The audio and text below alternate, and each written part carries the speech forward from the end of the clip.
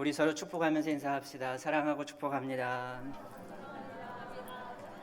앞뒤에 계신 분들하고도 한 번 더 인사합시다. 사랑하고 축복합니다. 네, 여러분 한 분 한 분을 주님의 이름으로 사랑하고 축복합니다. 백세 철학자로 유명한 김형석 교수라는 분이 계십니다. 연세대학교 철학과 교수를 역임하셨는데 올해 106세랍니다. 김형석 교수가 쓴 백세 철학자의 사랑 수업이라는 책이 있어요. 이 책에 아내의 이야기를 쓴 것이 있는데 이렇게 말을 합니다. 내 아내가 20여 년 병중에 있다가 떠나갔는데 사람들은 나를 만나면 내가 대단한 큰일을 한 줄 안다. 어떻게 병든 아내를 20년 넘게 돌봐 주었느냐는 것이다. 하지만 사랑이 있는 고생을 함께 나눈다는 것을 발견하는 그 순간이 인생에서 가장 행복하다. 아마 아내분이 20여 년 동안 병상 생활을 하다가 세상을 떠나신 것 같아요. 그리고 아내분이 병상 생활에 있는 동안 곁에서 직접 돌보신 것 같습니다. 약을 챙기고 밤마다 또 체온을 체크하고 또 잠결에 들려오는 그 신음소리에 몇 번씩 깨고 이러기를 20년 동안 살아왔다는 거죠. 하지만 그는 그 긴 시간을 고생이라고 하지 않고 사랑이 있는 고생이라고 표현을 합니다. 그리고 그 고생이 행복했다라고 이야기합니다. 우리는 보통 고생이 사라진 상태를 행복이라고 말을 하죠. 이 고생만 없으면 행복하겠다. 우리 이렇게 말하지 않습니까? 그러나 이 김 교수님은 이렇게 말합니다. 사랑이 있다면 고생은 고통이 아니라 행복이다. 내게서 고생이 사라져야 행복한 게 아니라 비록 고생은 하더라도 사랑하는 사람을 위한 고생이라면 그 고생이 바로 고통이 아니라 행복이더라라는 고백입니다. 정말 그런 것 같습니다. 사랑하는 사람을 위한 고생은 고통이 아니라 행복이지요. 여러분도 그렇습니까? 지금 고생하는 일이 많지만 그 고생이 고통이 아니라 행복이십니까? 아니면 지금 여러분이 고생하는 그 모든 고생이 고스란히 고통이고 괴로움이고 그렇게 지금 살아가고 계신지요? 여러분에게 있어서 지금 고생은 고통입니까? 행복입니까? 이제 말씀을 보죠. 지난 2장에서 베드로 사도는 성도들에게 이방인들 앞에서 선한 행실로 살라고 그랬지요. 그렇지 않아도 우리 믿는 자들이 핍박을 받고 있는데 거기다가 악한 행실로 살면 나쁜 짓 하고 다니면 얼마나 더 큰 핍박 받겠느냐. 그러니 믿지 않는 자들 앞에서 선하게 살아라 라고 가르쳤지요. 더불어서 예수 믿는 종들에게 노예들에게도 가르침을 줍니다. 주인들에게 순종하라고 그랬지요. 선하고 착한 주인들 뿐만 아니라 노예들에게 잘 대해주는 주인뿐만 아니라 포악한 주인일지라도 악한 주인일지라도 까다로운 주인일지라도 그래도 주인들에게 순종하라 이렇게 가르쳤습니다. 오늘 말씀도 계속해서 큰 주제는 선한 행실입니다. 선한 행실로 우리 그리스도인들이 어떻게 선한 행실로 살아야 되는지 오늘 1절 2절 같이 한번 읽어볼까요? 1절 2절 같이 읽어보죠. 아내들아 이와 같이 자기 남편에게 순종하라. 이는 혹 말씀을 순종하지 않는 자라도 말로 만지 않고 그 아내의 행실로 말미암아 구원을 받게 하려 함이니 너희의 두려워하며 정결한 행실을 봄이라. 먼저 베드로 사도는 아내들에게 권면을 합니다. 여기 아내들이란 물론 세상 모든 아내들을 말할 수도 있겠지만 베드로 사도가 여기서 말하는 아내들은 믿는 아내들입니다. 교회 다니는 아내들이에요. 교회 다니면서 신앙생활하는 결혼한 여자들에게 주시는 권면의 말씀입니다. 뭐라고 권면했죠? 아내들아 이와 같이 자기 남편에게 순종하라. 이것이 아내들에게 주시는 첫 번째 권면의 말씀입니다. 남편에게 순종하라고 가르치지요. 어떻게 순종하라고 했지요? 이와 같이 남편에게 순종하라 라고 말하지요. 그러면 이와 같이라는 게 어떤 의미일까요? 바로 앞장, 오늘 본문 바로 앞장에 보면 이렇게 말씀합니다. 2장 21절부터 한번 읽어볼까요? 2장 21절부터 24절까지 화면 보면서 같이 한번 읽어보죠. 이를 위하여 너희가 부르심을 받았으니 그리스도도 너희를 위하여 고난을 받으사 너희에게 본을 끼쳐 그 자취를 따라오게 하려 하셨느니라. 욕을 당하시되 맞대어 욕하지 아니하시고 고난을 당하시되 위협하지 아니하시고 오직 공의로 심판하시는 이에게 부탁하시며 친히 나무에 달려 그 몸으로 우리 죄를 담당하셨으니 이는 우리로 죄에 대하여 죽고 의에 대하여 살게 하려 하심이라. 그가 채찍에 맞음으로 너희는 나음을 얻었나니. 예수님께서 이렇게 사셨다는 얘기잖아요. 예수님께서는 욕을 당하셔도 맞대어 욕하지 않으셨고 고난을 당하시되 위협하지 아니하셨고 그리고 십자가에 달려 그 몸으로 온전히 우리 죄를 담당해 주셨다라고 말씀합니다. 그리고 이렇게 사신 이유가 우리에게 본을 끼쳐서 우리로 하여금 그 발자취를 따라오게 하려 하심이라 그랬어요. 베드로 사도가 지금 아내들에게 이와 같이 남편에게 순종하라고 하신 말씀이 바로 이런 의미입니다. 예수님이 사셨던 것처럼 예수님이 하신 대로 그렇게 남편에게 하라는 얘기입니다. 예수님의 발자취를 따라 예수님처럼 살라는 얘기지요. 예수님이 어떻게 사셨다고 그랬죠?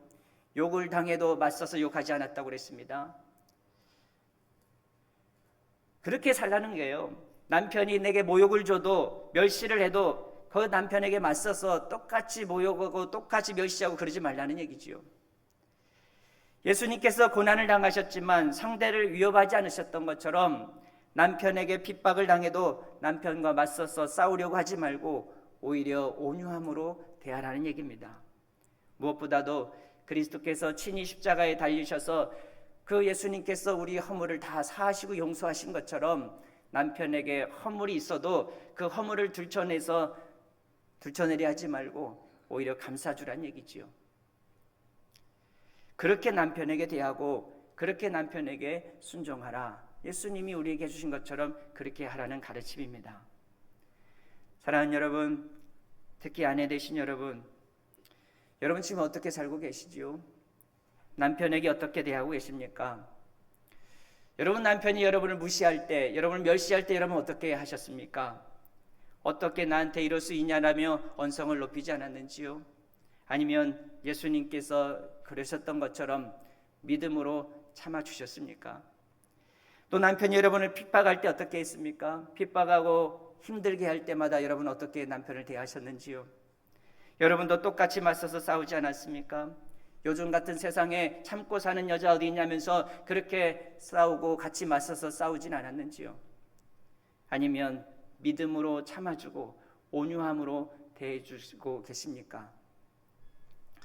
그리고 여러분 남편이 허물을 볼 때는 어떻게 하셨습니까?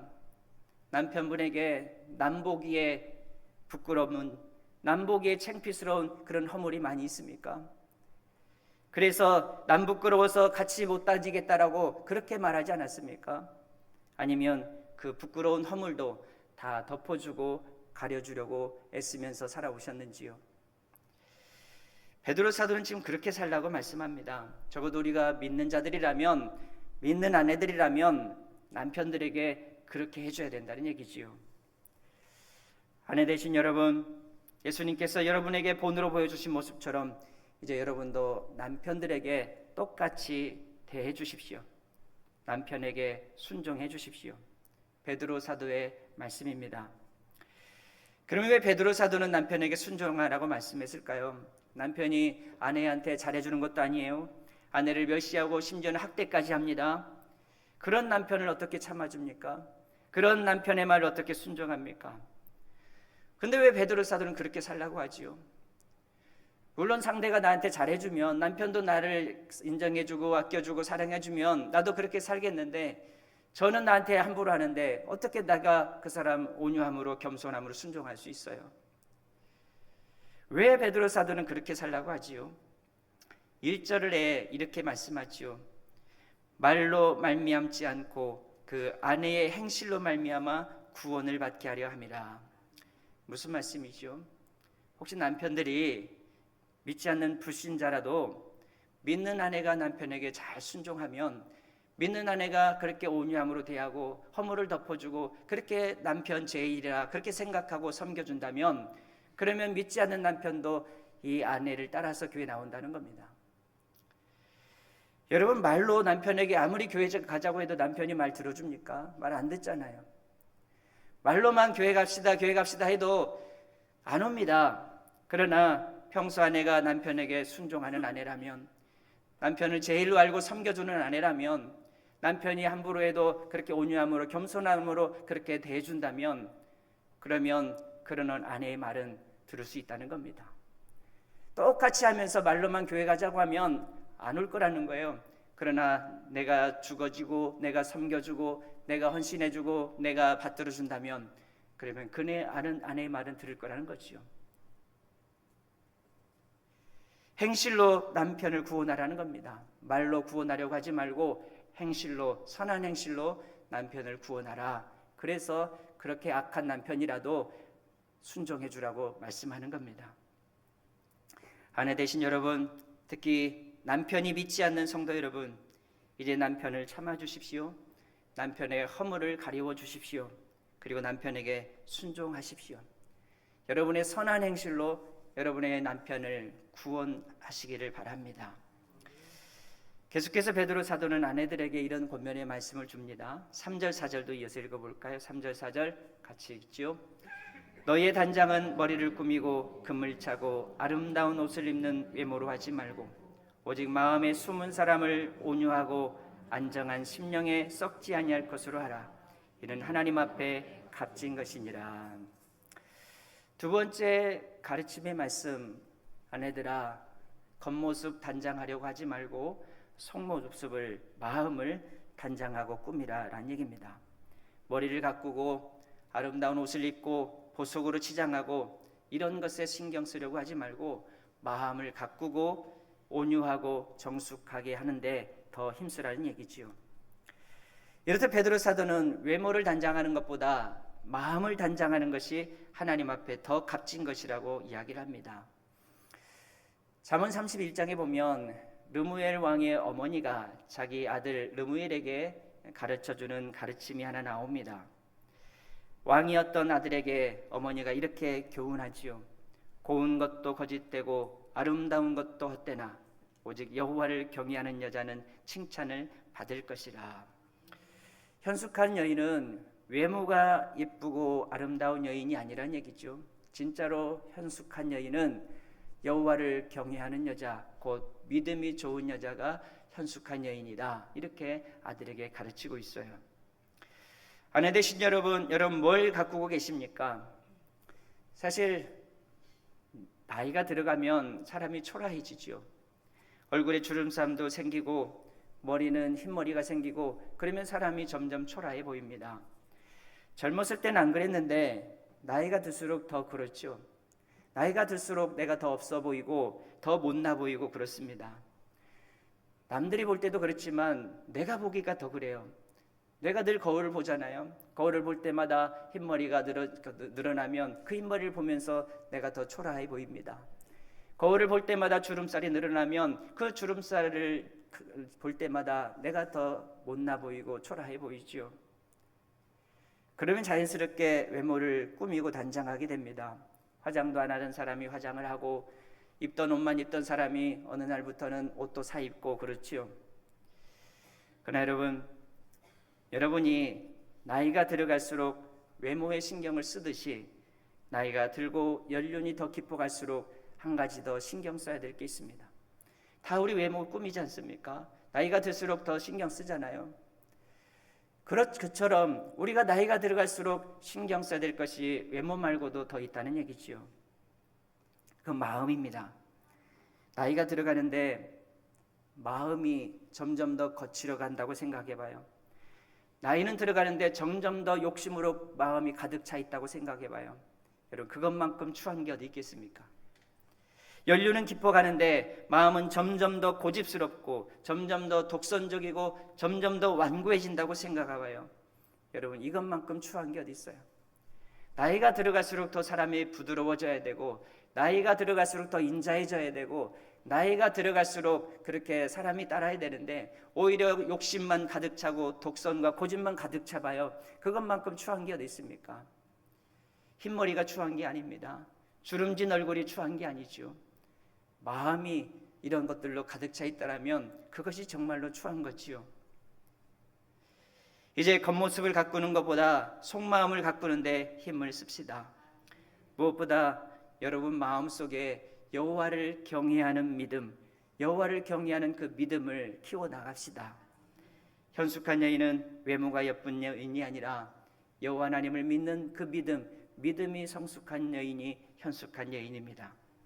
이제 믿음을 키워갑시다. 나이가 들어갈수록 내 경륜이 깊어갈수록 얼굴 예쁜다는 얘기보다도 심성이 곱다, 믿음 좋다, 이런 얘기 우리 들으면서 삽시다.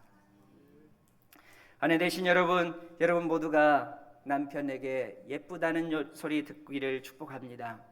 그러나 그 예쁘다는 말보다도 내 아내는 참 심성이 곱다, 내 아내는 참 믿음이 좋다, 이런 얘기를 더 들을 수 있기를 축복합니다.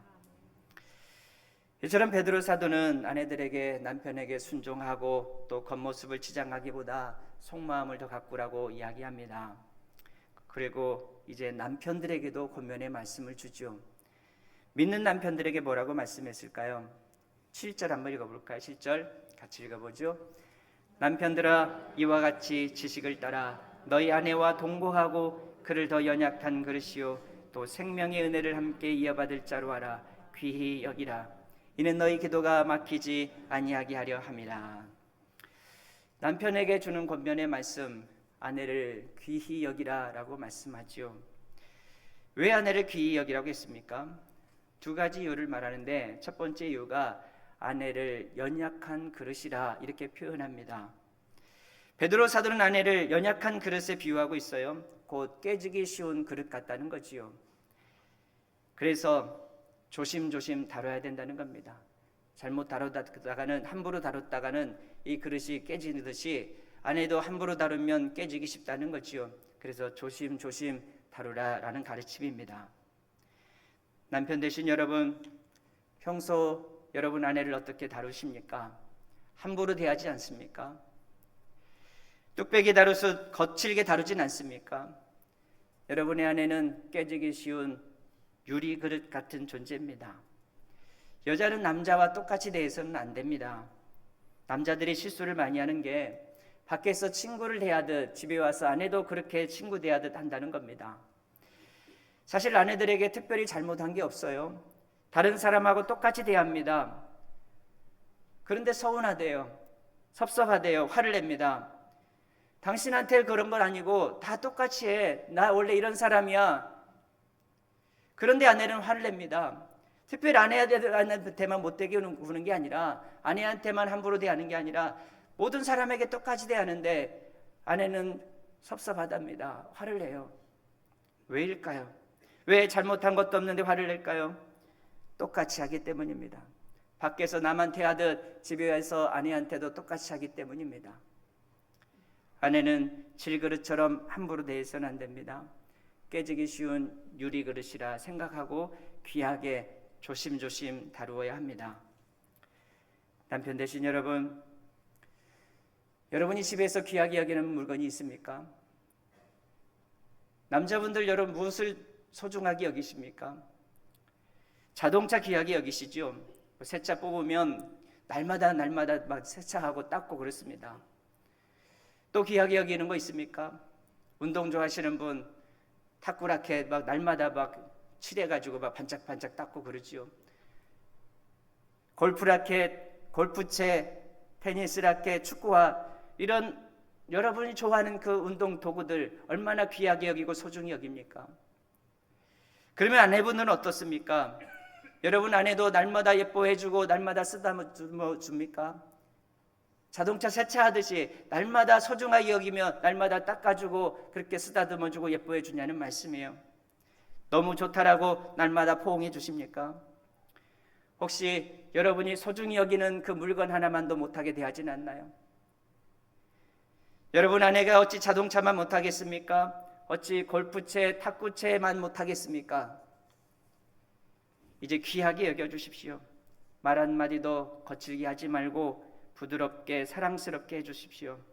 손길 하나도 따뜻하게 사랑스럽게 쓰다듬어 주십시오.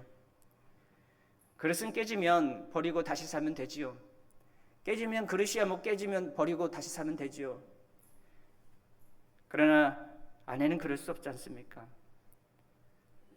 깨진 채로 계속 보고 살아야 합니다. 깨지지 않도록 조심조심 다루기를 바랍니다. 귀하게 여겨주십시오. 이처럼 베드로 사도는 아내는 깨지기 쉬운 그릇 같으니 귀하게 여겨주라고 성도들에게 말씀합니다. 이처럼 베드로 사도는 믿는 아내들에게 또 믿는 남편들에게 가르침을 줍니다. 믿는 아내들은 믿지 않는 아내들과 다르게 살아야 된다고 그랬어요.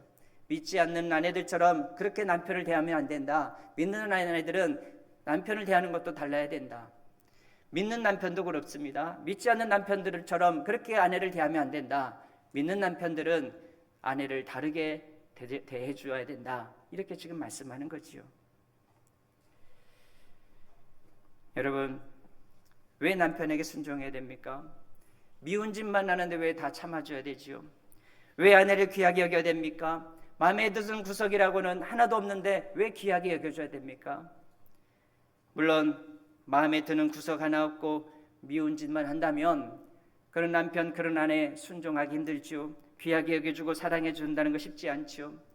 아니 미운 짓만 하는 남편, 고운 것 하나 없는 아내 그렇게 순종하고 사랑해 주는 것 오히려 힘들고 고통스러운 일이겠지요.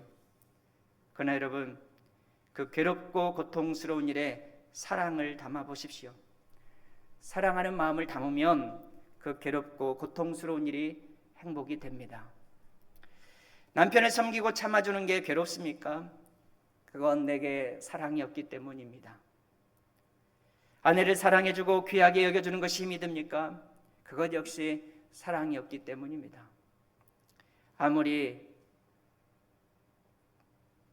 못난 아내고 못난 남편이고 아무리 미운 아내 미운 남편이라도 내 안에 사랑이 있으면 고와 보입니다. 내 안에 사랑이 있으면 이뻐 보입니다. 사랑하면 고생도 고통이 아니라 행복이 됩니다. 여러분 가정은 행복하십니까? 어느 가정이나 다 고생스러운 일이 다 있지요. 괴로운 일이 다 있어요. 괴롭고 고생스러운 일 없는 가정이 어디 있습니까? 하지만 사랑하면 그 괴롭고 고생스러운 일이 행복이 됩니다. 사랑하는 사람을 위한 수고는 고통이 아니라 행복입니다. 여러분이 여러분 자녀들을 돌보는 일이 고통스러운 일입니까? 행복하잖아요. 내 자녀들을 위한 일이라면 다 행복하지 않습니까? 사랑하는 자식이기 때문에 그렇습니다. 내가 밖에서 힘들고 일하는 것이 힘들고 고통스럽지만 내 사랑하는 가족들을 위한 일이라면 이것이 행복 아니겠어요? 사랑을 담으면 고생도 고통도 행복이 됩니다. 여러분 이제 사랑합시다. 믿지 않는 사람들은 어떻게 살았는지 우리 믿는 자들은 다르게 삽시다. 믿지 않는 자들은 남편에게 함부로 해도 우리 믿는 자들은 남편을 순종하고 섬겨줍시다. 믿지 않는 남편들은 아내를 미워해도 사랑해주지 않아도 우리 믿는 남편들은 아내에게 고운 점 하나 없더라도 아껴주고 사랑해줍시다. 우리 믿는 자들 아닙니까? 믿는 자들은 다르게 살아야 되지 않겠습니까? 믿는 자들은 본이 되어야 되지 않겠습니까? 남들이 어떻게 살든 우리 믿는 자들은 다르게 삽시다. 사랑을 담으면 고생도 고통도 행복이 됩니다. 이제 가정 안에서부터 사랑을 담읍시다. 남편도 아내도 사랑함으로 순종하고 또 귀하게 여겨줍시다. 기도하겠습니다.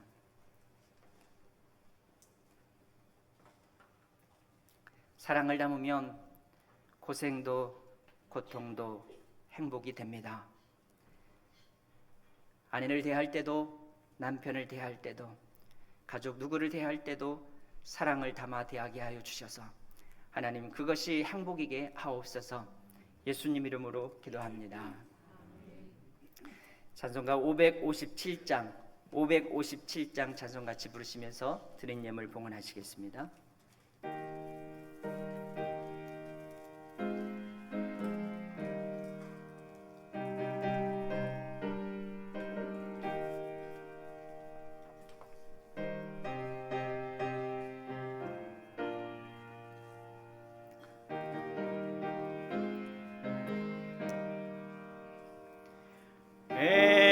에덴의 동산 노래처럼 복되어라 우리 가정. 날마다 양식 주사 건강하게 하시오며 은혜의 강비 내려 풍성하게 하시오니 우리 주 하나님께 감사 찬송 드립니다. 새들의 노래처럼 즐거워라 우리 가정. 약할 때 힘내시고 아플 때에 치료하며 슬플 때 위로하고 어려울 때 도우시니 우리 주 하나님께 감사기도 드립니다. 아침에 햇살처럼 평화로운 우리 가정. 험한 길 인도하고 캄캄한 밤 비추시며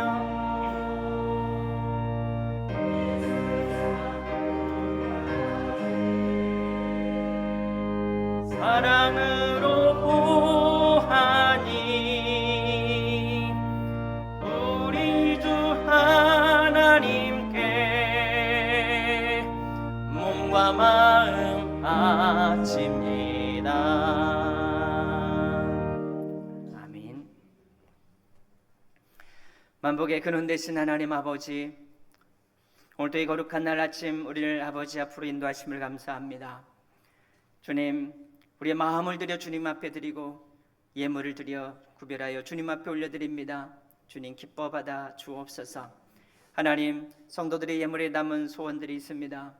소원 하나하나가 하늘에 상달되게 하시고 우리가 가장 절실히 필요한 그때 하나님 응답하시되 구하는 대로 더 좋은 것들로 응답하셔서 하나님이 우리 하나님이심을 알게 하옵소서. 성도들의 11조를 구별하여 드립니다. 약속하신 대로 그 창고가 가득하게 하시며 부족함이 없게 하시고 수고도 남는 역사들이 매일매일 있게 하여 주시옵소서. 하나님 아버지, 몸으로도 헌신하는 많은 성도들이 있습니다. 이 주일 예배를 섬기기 위해서 먼저 나와 은밀한 곳에서 하나님 땀 흘려 수고한 그 모든 손길들이 복되게 하시고 하늘의 상급과 땅의 복으로 풍성케 하시사 주를 위한 헌신이 복되게 하여 주시옵소서. 하나님 아버지, 오늘도 하나님 이 예배 자리를 찾아 올라온 성도들의 발걸음 또한 복되게 하옵소서. 주를 간절히 찾는 자들을 만나 주시는 주님, 오늘 이곳에서 우리 성도들을 만나 주시고 하나님 세상의 무거운 짐들을 다 벗겨 주시옵시고 위로와 소망으로 가득하게 해주셔서 또 한 주간 동안 주님 주시는 힘으로 살아갈 수 있게 하여 주시옵소서. 하나님, 또 함께하지 못한 성도들, 또 우리 임마누엘 하나님이 찾아가 주셔서 병상에 넘어진 자리에 주님께서 찾아가 주시길 원합니다. 주님의 손으로 붙들어 주시고 일으켜 주시옵소서. 치유와 회복의 은혜가 임하게 하시고 다시 믿음으로 충만케 하여 주셔서 다시 예배 자리에서 하나님을 예배하며 영광 돌릴 수 있게 하옵소서.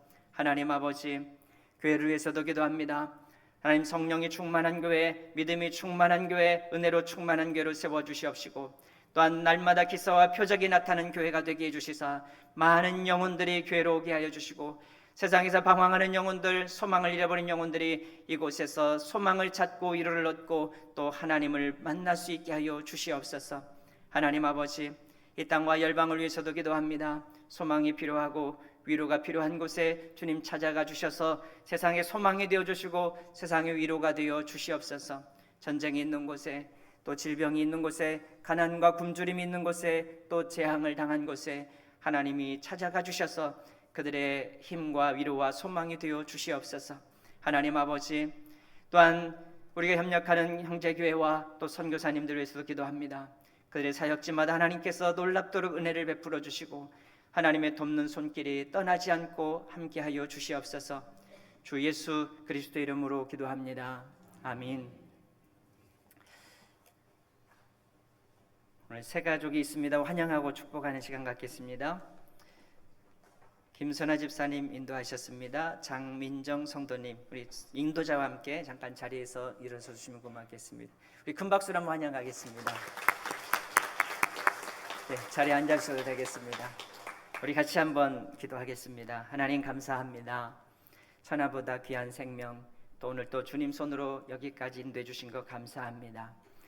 하나님, 내가 내 발로 내 손으로 올라온 것 같지만 하나님의 인도하심이 있는 줄 압니다. 이제 하나님께서 택하여 불러주셨을진데 하나님께서 하나님 자녀로 인쳐주시고 주님 오시는 그날까지 주님 품에 거할 수 있게 하옵소서.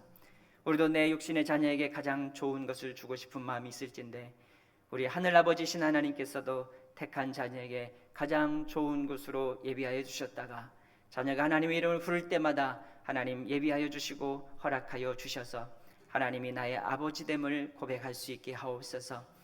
여기까지 올라올 때까지 수고하고 헌신했던 손길이 있습니다. 이 수고의 손길에도 은혜와 복을 내려 주옵소서. 주 예수 그리스도의 이름으로 기도합니다. 아멘. 우리 다시 한번 환영의 박수하겠습니다. 예배 후에 1층 새가족실에서 뵙고 갔으면 좋겠습니다. 새가족 섬김이로 최혜진 권사님께서 섬겨주시면 고맙겠습니다. 교회 소식 함께 나누시겠습니다. 오늘 찬양 예배는 중고등부 헌신 예배로 드립니다. 부서에서 잘 준비해 주시면 고맙겠습니다. 이번 주 구역 예배는 연합기도회로 드립니다. 금요일 7시 반에 이 자리에서 모입니다. 기억해 주시고요. 새가족반 예배 후에 목양실에서 있겠습니다. 교회학교 여름 행사를 위해서 기도해 주시기 바랍니다. 이번 주 금요일 토요일 우리 중고등부 수련회부터 시작해서 다음 주 아동부 유치부 성경학교가 이어집니다. 그리고 또 8월에 우리 청년부 수련회가 있습니다. 모든 여름 행사 은혜롭게 또 안전하게 마쳐주시도록 기도해 주시고 또 물질로도 협찬해 주시기를 부탁드리겠습니다. 손익계 기도 교회학교 아이들 기도 제목을 우리 복도에다 붙여놨는데 지나다니면서 아이들 기도 제목 읽어봐 주시고 아이들을 위해서 함께 기도해 주시면 고맙겠습니다. 이번 주 교회 봉사는 이교구에서 헌신해 주시면 감사하겠습니다. 이번 달 신앙 캠페인 같이 한번 다짐합시다. 사랑으로 전도하고 친절로 정착시키자. 한 번 더 다짐합시다. 사랑으로 전도하고 친절로 정착시키자. 아멘. 우리 다 같이 일어나셔서 445장 같이 부르시겠습니다.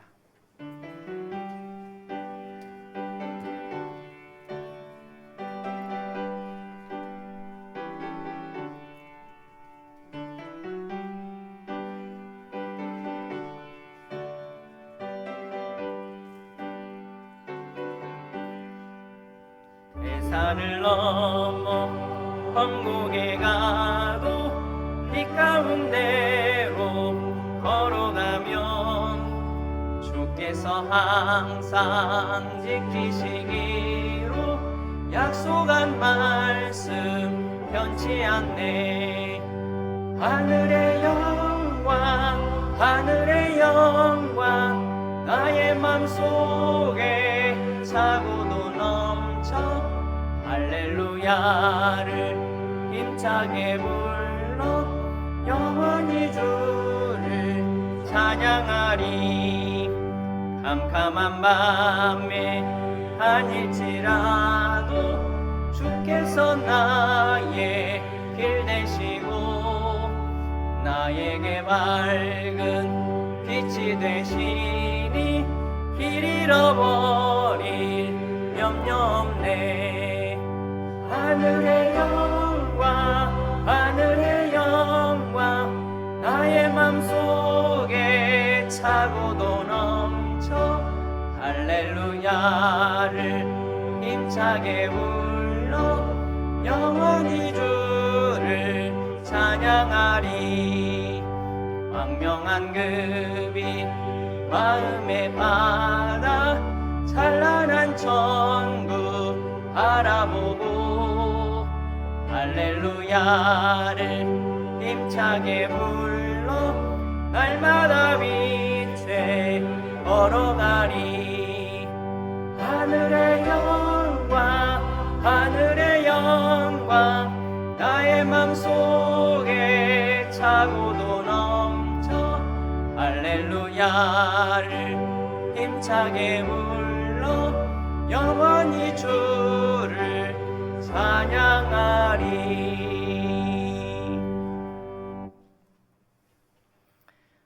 우리 주님 예수 그리스도의 은혜와 하나님의 그 크신 사랑하심과 성령님의 교통하신 은혜가 예수 믿는 성도로서 남편에게, 아내에게 사랑과 존경과 믿음을 담아 아끼고 섬기며 살아가길 원하는 우리 모든 성도들과 가정과 권속들, 또 교회와 이 땅과 민족과 열방 위에 이제부터 늘 항상 함께 하시기를 축원하옵나이다.